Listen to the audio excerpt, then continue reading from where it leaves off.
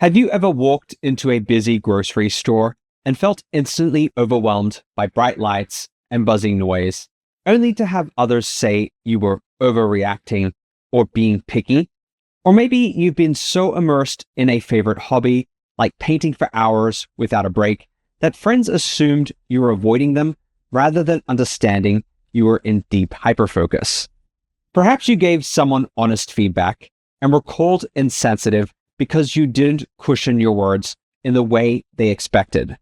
These quick judgments might come from biases we don't even realize we're carrying, biases that disproportionately affect autistics and ADHDers. Hi, I'm Essie. I'm an autistic and ADHD therapist. Today, I'll be discussing ableism, specifically how negative assumptions, biases, and stereotypes about autistics and ADHDers play out in everyday interactions. We'll look at the root causes of these biases, their impact on real people, and actionable steps for reducing ableism in schools, workplaces, and beyond. Why is this conversation crucial? Because everyday ableism doesn't just cause uncomfortable moments, it can fuel isolation, lower self-esteem, and perpetuate systemic inequalities. Maybe you or someone you know who's neurodivergent has been frequently told, if you just tried harder, you'd keep up, or you're too sensitive, even though they're battling executive functioning or sensory overload challenges. These experiences can be incredibly disheartening. But let's start with the concept of neurodiversity itself. The term recognizes that brains vary just as much as any other human trait, like height, eye color, or personality. Autism and ADHD, for example, aren't mere collections of symptoms to be fixed. They're valid neurotypes with unique strengths and challenges. When society is set up for one particular way of thinking, behaving, communicating, the neurotypical or NT way, neurodivergents or NDs may end up feeling alienated or marginalized. Yet these differences enrich our communities, offering fresh perspectives, creative problem solving, and innovative ideas. Everyday misunderstandings often arise because ND behaviors don't always match NT expectations. Building on this idea of neurodiversity, that different neurological profiles are natural variations rather than mistakes to be fixed, let's explore some key terms that highlight how society privileges NT norms while marginalizing ND people. These concepts can help us see why everyday misunderstandings and biases often go unchallenged. Neuronormativity. This is the belief that there is one normal and correct way for a brain to function, typically modeled after neurotypical standards. It's the notion that anything deviating from NT behavior, cognition, or communication is abnormal or less than. Because neuronormativity is so ingrained in many social structures, schools, workplaces, even family dynamics, neurodivergents are frequently forced to adjust or mask their natural tendencies to fit in. Neurosuperiority. Closely related is the idea that the NT neurotype is inherently superior to all others. This can manifest subtly, for example, when people casually assume that an ND's approach to problem solving is wrong, or more overtly, such as denying opportunities to someone because they don't communicate in an expected NT way. Neuronegativity. This involves consistently portraying ND traits in a negative light. One common form is neuroinferiority, where NDs are seen as inherently less capable, less empathetic, or less intelligent. This negative framing often justifies exclusion or pity-based attitudes rather than genuine respect. Neuroentitlement. This occurs when NT norms are treated as default, universally correct standards that everyone else should be able to meet, no exceptions. If you've ever heard someone say, well, if I can do it, you should be able to do it too, that's neuroentitlement at play, ignoring the fact that different brains process, sense, and experience the world differently. Neuroconformity. Going hand in hand with neuroentitlement, neuroconformity is the pressure placed on NDs to hide or suppress their natural traits in order to blend into NT culture. Whether it's an ADHD student being punished for fidgeting in class, or an autistic employee feeling compelled to force eye contact, the message is clear: adapt or face the consequences. Neuroprivilege. Finally, we have neuroprivilege, the advantages experienced by people whose neurological makeup happens to align with neuronormative expectations. Someone who doesn't get sensory overload in a noisy office might never realize how much that environment disadvantages others. Neuroprivilege can also mean getting better job prospects, being seen as more competent by default, or facing fewer social stigmas simply because your behavior fits the NT mold. Here are some real-world scenarios of how ND behaviors often clash with neuronormative expectations. An autistic student may jump immediately into deep analysis during a group project, bypassing the usual social warm-up or small talk. While their peers might interpret this as abrupt or dismissive, it's actually how the student naturally organizes and communicates their thoughts, often prioritizing direct, information-focused dialogue. Small talk can feel confusing or draining for them, so diving right into the core subject matter is a way to save cognitive energy and maintain clarity. During a team discussion, an ADHDer might suddenly blurt out an off-topic idea or doodle when another person is speaking. This can be mistaken as disrespectful or inattentive.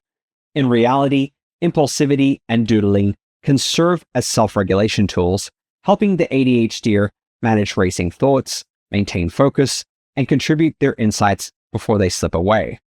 From the outside, these actions can seem disruptive, but for the ND, they're often critical to staying engaged and feeling heard. Consider an ADHDer who consistently arrives late to events or meetings. While it might appear careless, they could be struggling with time blindness, making it hard to gauge how long tasks will take. On the flip side, the same person might hyperfocus on a specific project, coding, painting, or researching, losing all track of time because they're so deeply immersed in a task. Others might see this as being scatterbrained or unreliable, overlooking the fact that these extremes stem from unique executive functioning patterns rather than a lack of effort. An autistic might communicate feedback in a very straightforward manner, such as saying, "I don't think this approach works," without the softening language many NTs expect. This can be viewed as blunt or even rude. However, for many autistics, clarity and honesty are paramount, and the expected layers of social niceties can feel unnecessary or inauthentic. It doesn't mean they lack empathy. They simply prefer directness over indirect cues. In a noisy cafeteria or bustling office, an autistic colleague might put on noise-canceling headphones and avoid eye contact to cope with sensory overload. Coworkers could label them as aloof or unapproachable, but that person is simply managing the intense sights, sounds, and social demands of the environment. Without these coping strategies, they might experience anxiety, headaches, or even extreme fatigue. In each of these scenarios, ND behaviors serve a specific purpose, whether it's focusing, self-regulating, or communicating effectively. Because these strategies look different from NT norms, they can be easily misunderstood. Recognizing the hidden logic behind these behaviors is a vital step toward reducing the harsh judgments and assumptions that NDs frequently encounter. So why did these misinterpretations occur? One key factor is ordinary personology, the way people try to read others' emotions and intentions. We often rely on mental shortcuts like the correspondence bias, which emphasizes personality over context. For instance, if you see someone fidgeting during a serious conversation, you might label them uninterested. You may never consider that this person is ADHD, where movement can actually help them process information. These cognitive biases are quick and automatic, but they can create specific barriers for neurodivergence. We often hear that autistic people lack social understanding, but there's a flip side known as the double empathy problem. Yes, an autistic person might struggle to pick up on certain social cues, but at the same time, neurotypicals often fail to understand the autistic cues or communication style. Both sides experience a gap, but only the autistic side tends to be pathologized or blamed. When we recognize this as a mutual challenge, we can start to meet in the middle, working on clearer communication strategies that bridge the gap rather than expecting NDs to do all the adapting. Beyond immediate interactions, stereotyping is another issue. Mental shortcuts lead to harmful overgeneralizations like lazy for ADHDers who struggle with time blindness, or unempathetic for autistics who show emotion differently. One example is an autistic who might have a flat affect, limited facial expressions, yet feel emotions just as deeply as anyone else. Misinterpretations here can be especially hurtful. When teachers, employers, or even close friends buy into these stereotypes, it creates an environment where NDs are seen as incompetent or untrustworthy. Not all exclusion is overt or cruel. It can be subtle and harder to call out. For instance, a hyperactive ADHD student might be labeled disruptive rather than receiving needed support for their sensory and impulse control challenges. Or an autistic candidate at a job interview might be overlooked because of perceived awkwardness, even if they're highly qualified. These micro-exclusions often come from snap judgments, an employer, teacher, or peer deciding in a moment that something is off instead of digging deeper to understand the person's strengths.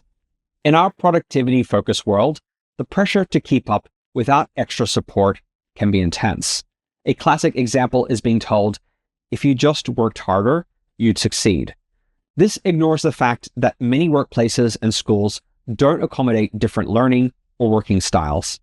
A quiet room for someone overwhelmed by office noise, or flexible deadlines for a student who hyperfocuses and loses track of time could make all the difference. Instead, the onus is placed on the ND to adapt or risk being labeled unmotivated. Over time, many autistics and ADHDers start to believe these criticisms and develop what's called internalized ableism. They might think, I'm lazy, I'm too weird, or I'm a failure. Many people may come to blame themselves for challenges largely created by rigid societal norms. Recognizing that the system itself needs to change can be incredibly validating, not just for the individual, but for families, friends, and allies who want to offer better support. So, how do we create more inclusive environments? One standout approach is universal design. Instead of having people request accommodations one by one, universal design proactively considers a range of needs from the start. This could mean providing diverse seating options like standing desks or quiet corners in a classroom, or using clear communication channels in the workplace, such as written outlines for meetings, so everyone can follow along at their own pace. Allowing flexible break times or sensory breaks in schools and offices can also help those who need a moment to decompress. When spaces are built with neurodiversity in mind, everyone benefits. Education is key too. While many workplaces offer diversity training, few programs truly delve into the nuances of autism, ADHD, or the double empathy problem. A workshop explaining how executive dysfunction impacts time management, or how stimming is a form of self-regulation, can encourage compassion and reduce snap judgments. Ideally, this training should be co-created or led by NDs to ensure accuracy and respect for lived experiences. That said, it can sometimes feel like the responsibility for educating neurotypicals falls on us, the neurodivergent community. But remember, you have the right to decide how much you want to engage in this process. Here are some more down-to-earth ways to help others understand, or at least appreciate, your daily experiences without taking on an exhausting level of responsibility. Mention your needs in the moment. If you're out with a friend and the environment is too loud, you could say, "This music is really intense for me. can we find a quieter spot? This everyday situation can open a natural conversation about sensory overload. Share a quick example of time blindness. When someone asks you why you arrived late or got lost in a project, you could explain, "I'm ADHD, so time can feel slippery. I didn't realize how fast it was moving." This simple explanation can help them see it's not laziness or disinterest. Explain how you're adapting. You can also consider demonstrating a coping tool, like how you use a visual timer or a calendar app to manage time. A quick hands-on explanation can be more impactful than a lengthy lecture. If you trust someone, you could briefly let them experience a small facet of your routine, maybe wearing tinted glasses in a bright space or tracking tasks in the way you do. Emphasize you're not seeking pity, you're just illustrating a day-to-day reality. If you're in a meeting and need to doodle or fidget with something to focus, you can casually state, "I fidget to stay engaged. It's just how my brain works." Often, a quick heads up can dispel assumptions that you're not paying attention. If humor is your style, you could make a light joke about your hyperfocus or sensory quirks. Sometimes that friendliness disarms people's misconceptions and opens them up to a real conversation. Self-advocate when necessary. If someone questions your stimming or headphones, a brief explanation, "I use these to manage noise sensitivity," can suffice. You don't owe lengthy justifications. If you hear stereotypes, you might gently correct them. That's a common myth. Lots of us just process information differently. If you're a student, connect with disability services. If you're employed and your company's accommodations policy is unclear, consider teaming up with coworkers or a union rep to suggest practical changes. Advocating for inclusivity can be draining. Take breaks and engage at a pace that feels right for you. Also consider getting involved with local ND-led support groups, community centers, or workshops. This can help you meet like-minded people and push for better funding or local recognition. Also, following neurodivergent creators online can give you strategies for self-advocacy, tips on self-care, and a sense of community. Sharing what you learn can spark bigger conversations. Remember that being neurodivergent isn't a flaw. It's simply a different way of being human. Many challenges arise not from individuals, but from a world structured around uniformity rather than diversity. By understanding everyday ableism, we can begin dismantling it step by step, creating spaces where autistics and ADHDers are recognized for their strengths and supported through their struggles. If you found this helpful, please like, subscribe, and share. I'd love to hear your thoughts or personal stories in the comments. How do you navigate biases in your life, and what solutions have you found? Thank you for watching, and I'll see you in the next video. Bye for now.